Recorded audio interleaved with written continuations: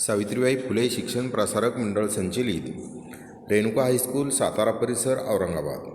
मी सहशिक्षक Shri Harale MP. विषय इतिहासमध्ये मी सर्वांचं स्वागत करतो. वर्ग 10वी, लेक्चर नंबर 31. टॉपिक नेम खेळ आणि इतिहास. या पाठाचा उर्वरित भाग आज आपण अभ्यासणार आहोत. तर यामध्ये साहसी खेळामध्ये स्केटिंग आणि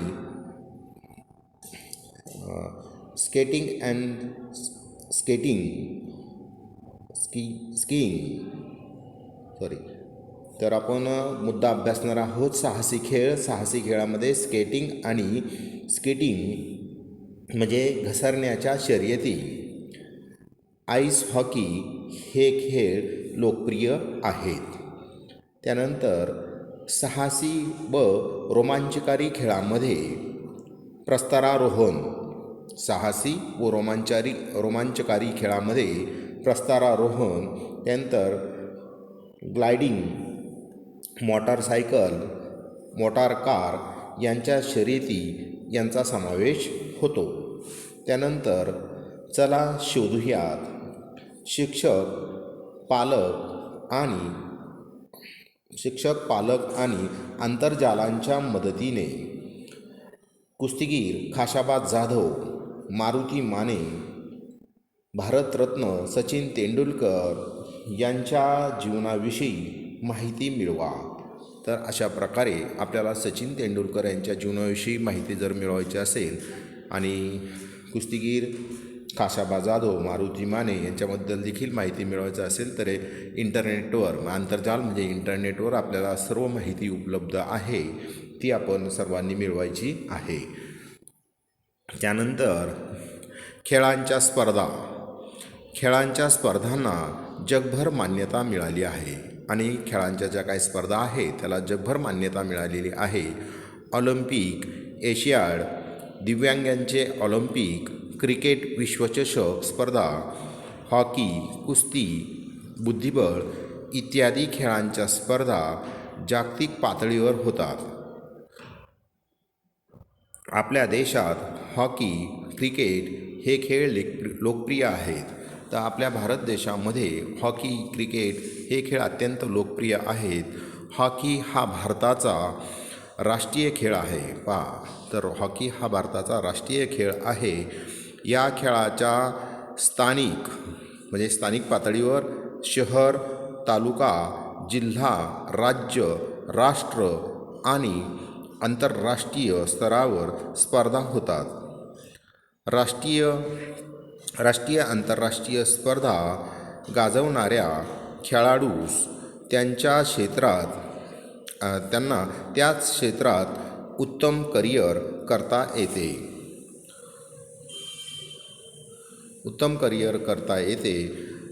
माहीत आहे का तुम्हाला, मेजर ध्यानचंद हे भारतीय हॉकीचे खेळाडू आणि संघनायक होते. त्यांच्या नेतृत्वाखाली 1936 साली भारतीय हॉकी संघाने बर्लिन ऑलिम्पिकमध्ये सुवर्णपदक जिंकले. की ध्यानचंद यांच्या नेतृत्वाखाली 1936 बर्लिन ऑलिम्पिकमध्ये भारताने हॉकीमध्ये सुवर्णपदक जिंकले.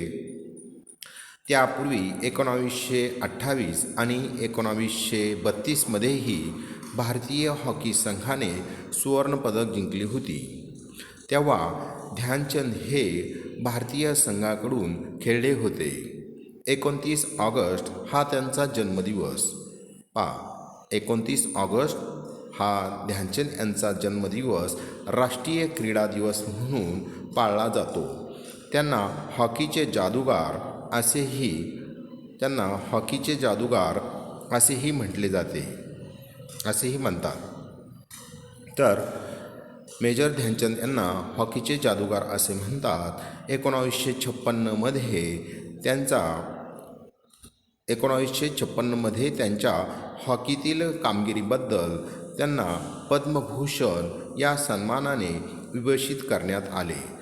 भारत सरकारने त्यांच्या कामगिरीची दखल घेऊन त्यांना पद्मभूषण या सन्मानाने सन्मानित करण्यात आले होते. त्यानंतर खेळांचे आंतरराष्ट्रीयकरण 20व्या-21व्या शतकात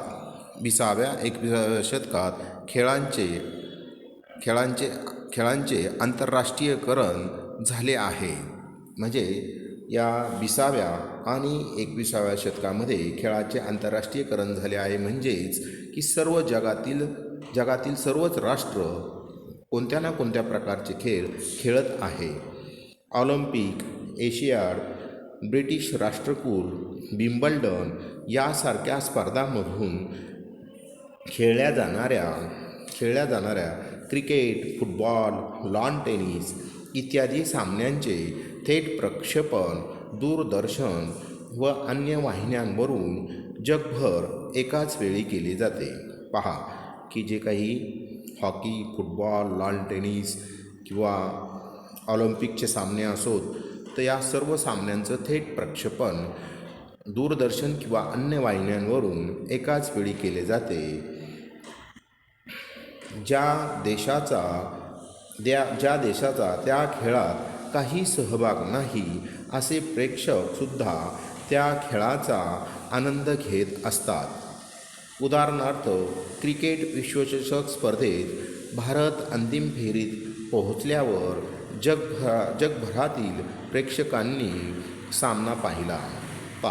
की ज्यावेळेस भारत क्रिकेट विश्वचषक स्पर्धेच्या अंतिम फेरीत दाखल झाला, त्यावेळेसचा तो सामना जगभरातील सर्वच प्रेक्षकांनी पाहिला. या जगभराच्या प्रेक्षकांनी खेळांचे अर्थकारणच बदलून टाकले आहे. हौशी खेळाडू शिकण्यासाठी सामने बघतात. जे काही हौशी खेळाडू आहेत ते शिकण्यासाठी सामने बघतात. प्रेक्षक मनोरंजनासाठी बघतात आणि प्रेक्षक जो सामना आहे तो मनोरंजनासाठी पाहतात. कंपन्या जाहिरातींची संधी म्हणून सामन्याकडे बघतात. प्रेक्षकांना सामने समजावून देण्यासाठी निवृत्त खेळाडू येतात आणि प्रेक्षकांना जे सामने समजावून देण्यासाठी निवृत्त खेळाडू येतात. आपण पाहतोय की क्रिकेटमध्ये सुनील गावस्कर, त्यानंतर सचिन तेंडुलकर, राहुल द्रविड किंवा कपिल देव यासारखे खेळाडू हे क्रिकेट खेळत होते आणि नंतर निवृत्त झाल्यानंतर क्रिकेट सामन्याचं समालोचन करताना आपण टी व्हीवर त्यांना अनेकदा पाहतो. खेळांचे साहित्य आणि खेळणी लहान मुलांच्या करमणुकीसाठी आणि शिक्षणासाठी रंगबेरंगी विविध साधने व उपकरणे असतात. त्यांना खेळणी असे म्हणतात. प्राचीन स्थळांच्या उत्खननामध्ये मातीपासून बनवलेली खेळणी सापडली आहेत. ही खेळणी हाताने किंवा साच्यातून तयार करत असत आणि ही खेळणी जी आहे ती हाताने किंवा एखाद्या साच्याच्या साह्याने तयार केलेली असत. प्राचीन काळातील भारतीय साहित्यात बाहुल्यांचा उल्लेख आहे. शूद्रकाच्या एका नाटकाचे नाव मृच्छकटिक असे आहे. मृच्छकटिक म्हणजे मातीची गाडी. मृच्छकटिक म्हणजे मातीची गाडी. माहीत आहे का तुम्हाला? प्रश्नचिन्ह. कथा सरिता सागर या ग्रंथात अनेक मनोरंजक खेळ व खेळण्यांचे वर्णन आले आहे. त्यात उडणाऱ्या लाकडी बाहुल्यांचे वर्णन आहे. या बाहुल्या कळ दाबल्यावर, कळ म्हणजे एक प्रकारचं बटन आहे, तर या बाहुल्या कळ दाबल्यावर उंच उडत, काही नाचत तर काही आवाज करत असे उल्लेख आहेत. त्यानंतर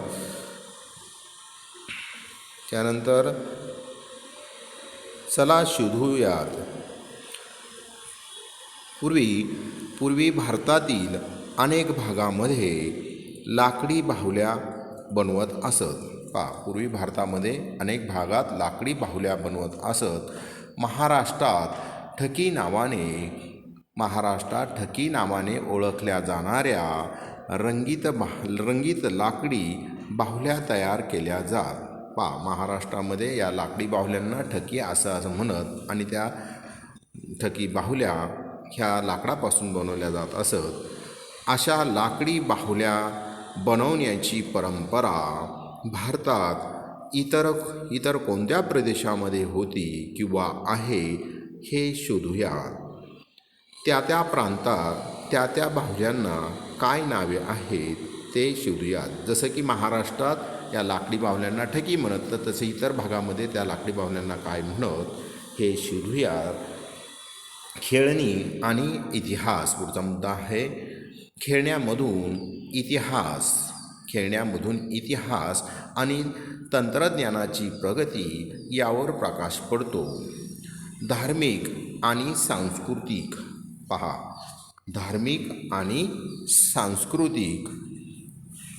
सांस्कृतिकरणाची मोठी परंपरा आहे. या मातीच्या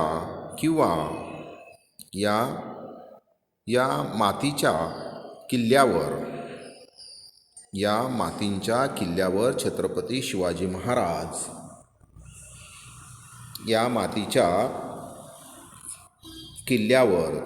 शिवाजी महाराज आणि त्यांचे सहकारी त्यांच्या प्रतिमा ठेवतात.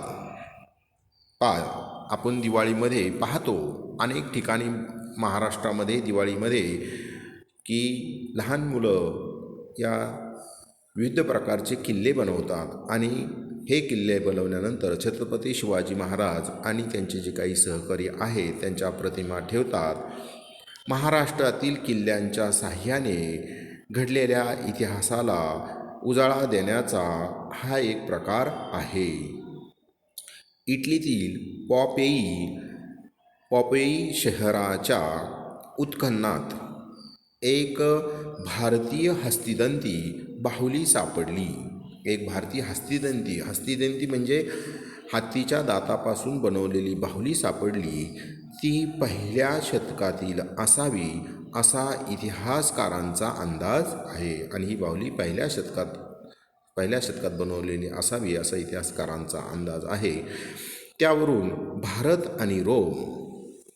भारत आणि रोम यांच्यातील परस्पर संबंधाबद्दल अनुमान करता येते. अशा रीतीने उत्खननात मिळालेली खेळणी ही प्राचीन काळी विविध देशांमधील परस्पर संबंधावर प्रकाश टाकू शकतात. त्यानंतर 7.6 खेळ आणि संबंधित साहित्य व चित्रपट.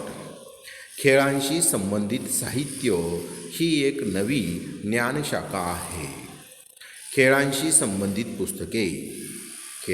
संबंधित पुस्तके कोश नव्याने तयार होत आहेत. मराठी भाषेत नुकताच मल्लखांबाचा इतिहास प्रकाशित झाला. मराठी भाषेमध्ये नुकताच मल्लखांबाचा जो इतिहास, मल्लखांब हा खेळ आहे, साहसी खेळ आहे, तर या मल्लखांबाचा इतिहास प्रकाशित झाला. व्यायाम या विषयावर कोश आहे आणि व्यायाम या विषयावर देखील कोश तयार झालेले आहेत. खेळ या विषयाला वाहिलेले षटकार नावाचे नियतकालिक पूर्वी प्रसिद्ध होत होते. की पूर्वी षटकार नावाचं जे मासिक आहे किंवा नियतकालिक हे खूप प्रसिद्ध होतं. त्याच्यामध्ये क्रिकेट किंवा इतर खेळांची माहिती, त्या खेळांचे फोटोज आणि त्यांची माहिती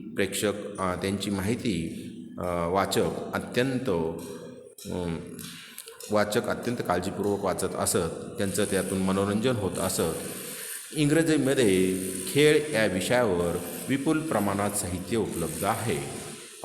इंग्रजी भाषेमध्ये देखील म्हणजे जी काही इंग्रजीमध्ये खेळ या विषयावर मोठ्या प्रमाणावर साहित्य उपलब्ध झालेलं आहे. खेळ या विषयाला वाहून घेतलेल्या दूरदर्शन वाहिन्या आहेत आणि आपण पाहतो स्टार स्पोर्ट नावाची वाहिनी 24 तास या स्टार स्पोर्ट नावाच्या वाहिनीवर खेळासंबंधी माहिती आपल्याला सतत मिळत असते. अलीकडच्या काळात खेळ आणि खेळाडूंचा जीवनपट यावर काही हिंदी व इंग्लिश चित्रपटांची निर्मिती झाली आहे. आपण पाहतो महेंद्रसिंग धोनी यांच्यावर आधारित देखील जो भारतीय क्रिकेट संघाचा संघनायक आहे महेंद्रसिंग धोनी, त्याच्यावर देखील एक चित्रपट तयार झालेला आहे. सुशांतसिंग राजपूत यांनी महेंद्रसिंग धोनी याची अत्यंत चांगली भूमिका केलेला चित्रपट आपण पाहत आहोत. आणि त्यानंतर उदाहरणार्थ मेरी कोम आणि दंगल.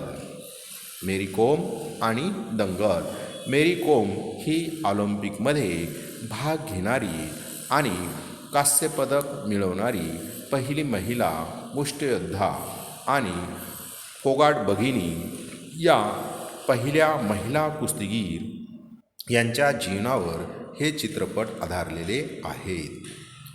चित्रपट बनवताना चित्रपटाचा कालखंड म्हणजे तो 2 तासाचा आहे की 3 तासाचा आहे.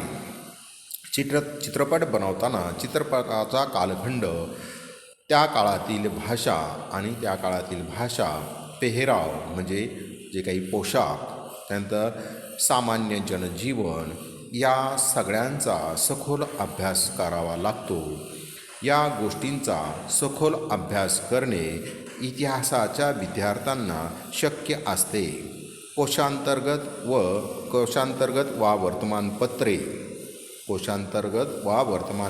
किंवा अन्य ठिकाणी क्रीडा या विषयावर लिहिताना खेळाचा इतिहास माहिती असणे आवश्यक असते. म्हणजे खेळासंबंधित जर काही लिहायचं असेल तर त्या खेळाचा इतिहास पूर्णपणे माहीत असणे अत्यंत आवश्यक असते. 7.7 खेळ आणि व्यावसायिक संधी. खेळ आणि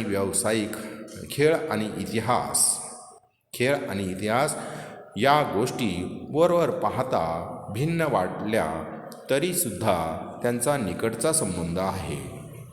इतिहासाच्या विद्यार्थ्यांना क्रीडा क्षेत्रात अनेक संधी आहेत आणि या इतिहासाच्या विद्यार्थ्यांना क्रीडा क्षेत्रात अनेक संधी आहेत. ऑलिम्पिक किंवा एशियाड सामने किंवा कोणत्याही स्वरूपांची राष्ट्रीय वा आंतरराष्ट्रीय स्पर्धांच्या संदर्भातील लेखन समीक्षा करण्यासाठी इतिहासाच्या जाणकारांची मदत घ्यावी लागते. म्हणजे खेळ आहे तर त्या खेळाचा इतिहास माहिती असणं आवश्यक आहे. खेळाचं लेखन, त्यानंतर समीक्षा करताना खेळाचा इतिहास माहिती असणे अत्यंत आवश्यक आहे. आणि त्या आपली जी काही गुणवत्ता आहे त्या गुणवत्तेनुसार आपल्याला समीक्षा करण्याची संधी देखील मिळू शकते. त्यानंतर खेळांच्या स्पर्धा सुरू असताना त्याबद्दल समीक्षापूर्ण निवेदन करण्यासाठी तज्ज्ञांची आवश्यकता असते. मी तुम्हाला मगाशीच सांगितलं की क्रिकेट या खेळाच्या संदर्भात सुनील गावस्कर, सचिन तेंडुलकर यांची समीक्षक म्हणून नियुक्ती होते कारण त्यांना खेळाचा इतिहास माहिती आहे. या तज्ज्ञांना खेळाचा इतिहास, मागील आकडेवारी, खेळातील विक्रम, गाजलेले खेळाडू, खेळासंबंधीची ऐतिहासिक आठवण अशा गोष्टींची माहिती देणे गरजेचे असते. यासाठी इतिहास उपयुक्त ठरतो. त्यानंतर दूरदर्शनवरून हॉकी, क्रिकेट, फुटबॉल, कबड्डी, बुद्धिबळ इत्यादी खेळांच्या सामन्यांचे प्रत्यक्ष सामना चालू असताना प्रक्षेपण चालू असते. आत्ता सध्या देखील भारत आणि ऑस्ट्रेलिया यांच्यामध्ये क्रिकेट कसोटी सामना सुरू आहे. सकाळी 9 वाजल्यापासून त्याचं प्रक्षेपण ऑस्ट्रेलियामधून भारतात दाखवलं जात आहे. विविध वाहिन्यांमुळे खेळासंबंधित नोंदी ठेवणाऱ्यांना महत्त्व प्राप्त झाले आहे. खेळाशी संबंधित असणाऱ्या वाहिन्या 24 तास सुरू असतात. मी सांगितलं की स्टार स्पोर्ट नावाची वाहिनी ही खेळाशी संबंधित आहे आणि 24 तास या वाहिनीवरून खेळाविषयी माहिती दाखवली जात आहे. त्यामुळे या क्षेत्रात रोजगाराच्या अनेक संधी उपलब्ध आहेत. खेळांच्या स्पर्धांमध्ये पंचांची आवश्यकता असते. कुठलाही खेळ म्हणलं की पंचांची आवश्यकता असते. पंच म्हणून पात्रता प्राप्त करण्यासाठी परीक्षा असतात. अशी पात्रता प्राप्त केल्यावर पंचांना जिल्हा, राज्य, राष्ट्रीय आणि आंतरराष्ट्रीय स्तरावर काम करण्याची संधी मिळते. सरकारी आणि खाजगी पातळीवरून खेळांना उत्तेजन देण्याचा प्रयत्न चालू आहेत. खेळाडूंसाठी शिष्यवृत्तींची व्यवस्था करण्यात आली आहे. जर एखादा खेळाडू खरोखर चांगला असेल तर त्याला शिष्यवृत्ती देऊन त्याला प्रोत्साहित केलं जातं. सरकारी आणि खाजगी आस्थापनामध्ये खेळाडूंसाठी राखीव जागा ठेवण्यात आल्या आहेत. तर चित्रामध्ये तुम्हाला बालज पंडित दिसत आहे. माहीत आहे का तुम्हाला? क्रिकेट सामन्यांचे मराठी भाषेतून समालोचनपूर्वी बालज पंडित करत असत. आकाशवाणीवरून म्हणजे रेडिओ आकाशवाणीवरून हे धावते वर्णन ऐकण्यासाठी लोक जीवाचा कान करत असत. जीवाचा कान करणं म्हणजे अत्यंत लक्षपूर्वक हे समालोचन ऐकत असत. हे समालोचन करताना बाळपंडित त्या मैदानाचा इतिहास म्हणजे ते मैदान कसं आहे, तिथं पूर्वी कोणता संघ जिंकलेला आहे, त्या मैदानाचा इतिहास, त्यानंतर खेळाडूंचा इतिहास, खेळाशी संबंधित असणाऱ्या आठवणी आणि पूर्वीचे विक्रम यांची माहिती देत असत. त्यांना खेळांचे आणि खेळांच्या इतिहासाचे उत्तम ज्ञान असल्यामुळे त्यांचे समालोचन रंजक पाहिजे. Thank you. Next lecture number 32, topic name पर्यटन आणि इतिहास या पाठाचा आपण नंतर अभ्यास करणार आहोत.